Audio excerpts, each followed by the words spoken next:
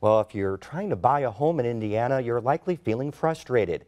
Inventory is at its lowest in decades. The number of homes on the market fell nearly 15% in April of this year compared to the same time last year. As Barbara Brozier reports, while that makes the home buying process difficult, it's a good sign for the state's economy.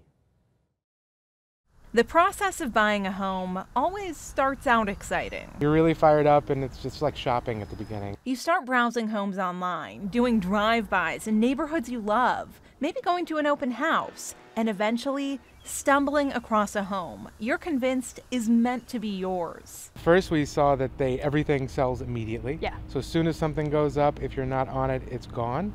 After a couple of weeks, all of that excitement wears off. It becomes all about compromise, and I don't think you think when you're going to buy a house that every step along the way is going to be a compromise, but it is every step. Tyler Lake and Jenny Mack are trying to buy a house in Bloomington after renting for years. But after getting outbid and watching houses sell in a matter of hours, they're just ready for the process to be over. It may be as exhausting as it is exciting. Yeah, exactly. And for good reason. The number of homes on the market has dropped over the past few years. Inventory is the lowest president of the Indiana Association of Realtors, Nancy Smith, has seen in her 38-year career.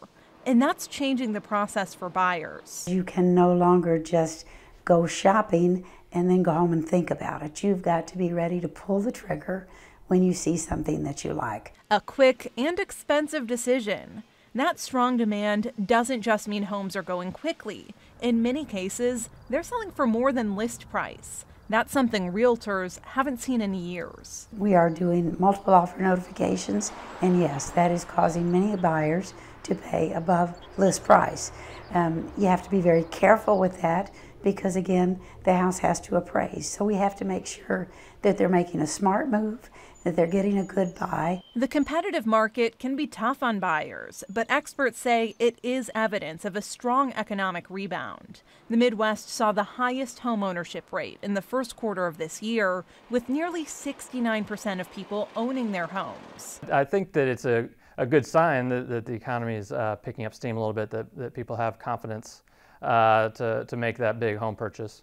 I think that if we do see this the rise in prices and this inventory crunch trigger more home building, I think that can provide a shot in the arm to the Indiana economy. But there are some areas where Indiana is still lagging behind. Home building hasn't rebounded as quickly as expected because of high costs. Since the start of the Great Recession, we've seen a serious decline in new home construction.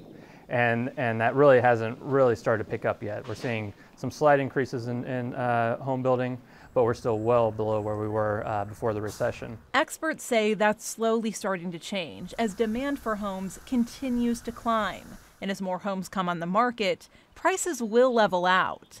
That's welcome news for Mack and Lake, who are hoping to close the deal on their first home this summer. And as they learned from the buying process, it's best to remain cautiously optimistic. We hope that maybe it might just possibly be okay.